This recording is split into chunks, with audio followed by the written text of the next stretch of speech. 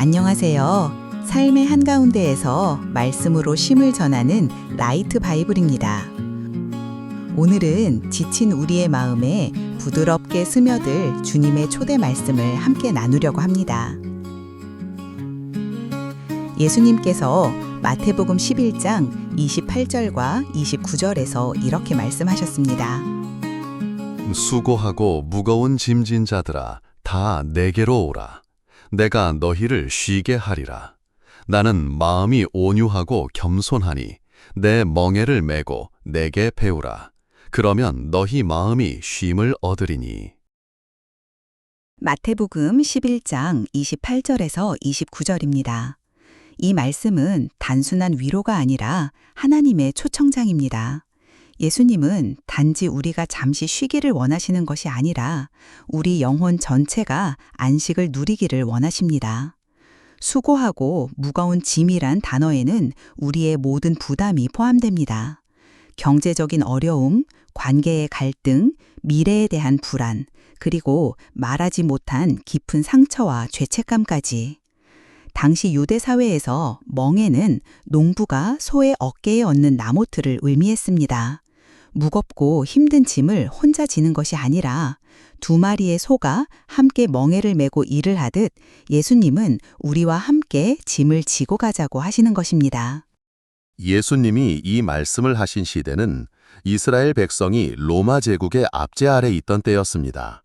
세금은 무겁게 부과되었고 유대 종교 지도자들은 율법의 세세한 규칙들을 마치 새로운 짐처럼 백성들에게 얹었습니다. 사람들은 종교적 의무를 지키느라 지쳤고 삶의 무게에 눌려 마음이 메말라갔습니다. 바로 그때 예수님께서 오셔서 이렇게 말씀하신 겁니다. 내게 오라, 내가 너희를 쉬게 하겠다. 이것은 그들에게 혁명적인 선언이었습니다. 우리가 사는 오늘날도 크게 다르지 않습니다. 우리는 스마트폰 알림 속에서 쉴 틈 없이 살아가고 비교와 경쟁 속에서 스스로를 채찍질하며 끝없이 더 나아져야 한다는 압박 속에 있습니다. 혹시 여러분도 마음 한구석에 이런 생각을 하고 계시진 않나요? 나는 아직 부족해. 조금만 더 노력해야 해.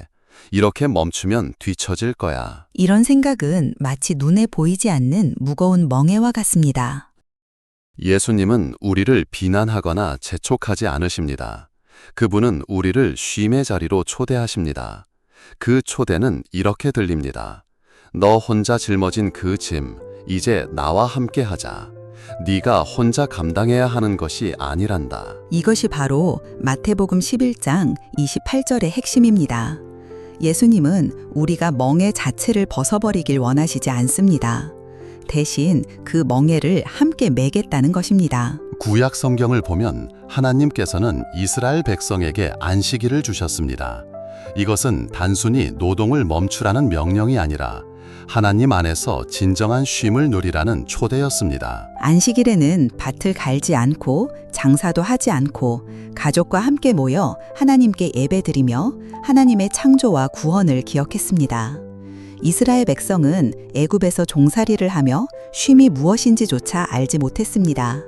하루도 쉬지 못하고 채찍에 맞으며 일하던 삶에서 하나님은 그들을 해방시키셨고 이제 쉬는 법을 가르치신 것입니다. 이것이 바로 하나님이 주시는 쉼의 원형입니다. 초대교회 상도들은 예수님 부활 이후 매주 첫날에 모여 말씀을 나누고 떡을 떼며 교제했습니다. 그 모임은 단지 종교 의식이 아니라 서로의 짐을 나누고 위로하는 안식의 자리였습니다. 당시 그리스도인들은 로마 제국의 박해 속에서 살았습니다. 많은 사람이 직장과 가족을 잃었고 심지어 목숨을 잃을 위험 속에 있었습니다. 그럼에도 그들은 예수님의 말씀, 내가 너희를 쉬게 하리라를 믿으며 서로를 격려했습니다. 오늘 우리는 안식일을 형식이 아니라 삶의 태도로 실천할 수 있습니다. 예를 들어 하루 중 30분이라도 스마트폰을 꺼두고 조용히 성경을 읽으며 하나님께 마음을 드리는 시간, 그것이 현대의 안식일이 될 수 있습니다.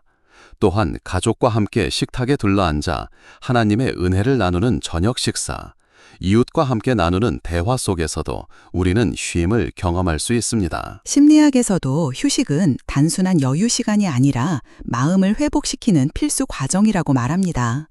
우리 뇌는 끊임없이 정보를 처리하기 때문에 아무것도 하지 않는 순간에도 회복과 정리의 작업을 진행합니다. 예수님이 말씀하신 쉼은 이 단순한 마음의 리셋을 넘어섭니다. 그분의 쉼은 영혼의 회복입니다. 세상이 줄 수 없는 평안, 즉 샬롬을 주십니다. 한 성도님이 있었습니다. 그는 직장에서 해고를 당하고 가족의 병간호까지 맡으며 하루하루 버티고 있었습니다. 어느 주일 그는 교회 예배 중 마태복음 11장 28절 말씀을 듣게 되었습니다. 수고하고 무거운 짐진 자들아 다 내게로 오라. 그 순간 눈물이 멈추지 않았습니다. 그는 집으로 돌아와 무릎 꿇고 이렇게 기도했습니다. 주님, 이 짐이 너무 무겁습니다. 저 혼자 못합니다. 그 후 상황이 당장 바뀌지는 않았지만 그의 마음에 설명할 수 없는 평안이 찾아왔습니다. 그는 이렇게 고백했습니다. 주님이 내 옆에 계신다는 확신이 내 하루를 견디게 했습니다. 혹시 여러분은 지금 어떤 짐을 지고 계신가요? 그 짐은 하나님께 맡겨본 적이 있으신가요? 오늘 하루 단 10분이라도 조용히 멈추어 이 말씀을 되뇌어 보시기 바랍니다. 내게 오라, 내가 너희를 쉬게 하리라. 성경에서 멍에는 두 마리의 소를 함께 묶어 일을 시킬 때 사용하는 도구입니다. 무겁고 거칠어 보이지만 숙련된 소가 함께 멍에를 매면 어린 소는 훨씬 수월하게 일을 배울 수 있습니다. 예수님은 내 멍에는 쉽고 내 짐은 가볍다고 하셨습니다. 그 이유는 그 멍에를 우리가 혼자 매는 것이 아니기 때문입니다. 그분이 이미 앞서 가시며 무게의 대부분을 지고 계십니다. 그러므로 우리가 주님의 멍에를 맨다는 것은 주님의 걸음과 보조를 맞추며 그분과 함께 걷는 삶을 뜻합니다. 성경에서 말하는 쉼은 단순한 휴식이 아니라 구원과 깊이 연결됩니다. 히브리서 4장은 이렇게 말합니다. 하나님의 백성에게는 안식할 때가 남아있도다. 이 안식은 장차 우리가 하나님 나라에서 누릴 완전한 평안을 의미합니다. 그러나 예수님 안에 거하는 순간 우리는 이미 그 평안의 첫 열매를 경험할 수 있습니다. 오늘날 바쁜 현대인에게 쉼은 의도적으로 만들어야 합니다. 그렇지 않으면 하루 24시간이 일과 정보와 소음으로 가득 차버립니다. 작은 습관부터 시작해 보십시오. 아침에 눈을 뜨자마자 3분 동안 말씀 묵상, 하루 중 점심시간에 5분 동안 감사 기도, 잠들기 전 오늘 하루의 짐을 주님께 맡기는 기도. 이 작은 습관이 쌓이면 우리는 주님의 멍에를 함께 메고 있다는 평안한 확신 속에 살게 됩니다. 한 크리스천 기업가는 사업 실패로 큰 빚을 지게 되었습니다. 그는 매일 불안과 두려움 속에서 잠을 이루지 못했습니다.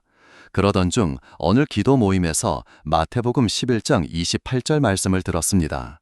그는 이렇게 고백했습니다. 나는 하나님을 믿는다고 하면서도 모든 해결을 내 힘으로 하려 했습니다. 그날 이후 주님께 내 짐을 내려놓겠다고 기도했고 정말 놀랍게도 마음의 무게가 절반으로 줄었습니다. 쉼이 주는 영향은 단순히 몸의 피로 회복이 아닙니다. 우리의 관계가 회복됩니다. 우리의 판단이 명확해집니다. 우리의 믿음이 견고해집니다. 하나님 안에서의 쉼은 우리를 더 강하게 만들고 세상 속에서도 흔들리지 않는 뿌리를 내려줍니다. 이 시간 눈을 감고 마음의 짐을 떠올려 보세요. 그 짐을 주님의 발 앞에 내려놓습니다. 하나님, 저의 무거운 짐을 주님께 맡깁니다. 저의 두려움과 불안을 내려놓습니다. 저의 상처와 후회를 맡깁니다. 주님, 이제 제가 짊어져야 할 멍에가 주님과 함께 걷는 동행의 멍에가 되게 해주세요. 예수님의 이름으로 기도드립니다. 아멘. 오늘 하루 주님의 초대에 응답하시기 바랍니다. 그분의 말씀은 여전히 살아있고 그분의 품은 언제나 열려 있습니다. 수고하고 무거운 짐진 자들아 다 내게로 오라. 내가 너희를 쉬게 하리라. 이 평안이 오늘과 내일 그리고 영원히 여러분의 삶에 함께하기를 축복합니다.